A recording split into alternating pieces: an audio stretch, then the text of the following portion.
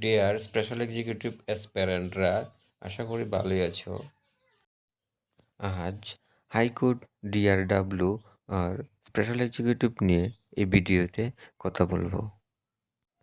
যদি আমরা দেখি high court DRW daily rate worker, number of vacancy 10, মানে 10 জন নেবে।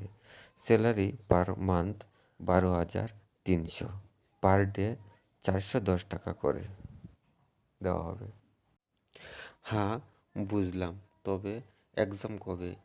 এক্সাম হবে 30 মার্চ। পরীক্ষার সিলেবাসে থাকবে জিকে, কারেন্ট অ্যাফেয়ার্স ও ইংলিশ। টোটাল পরীক্ষার থাকবে 75 মার্কের মধ্যে প্রশ্ন, আর 25% থাকবে ভাইবা। টোটাল হয়ে গেল 100।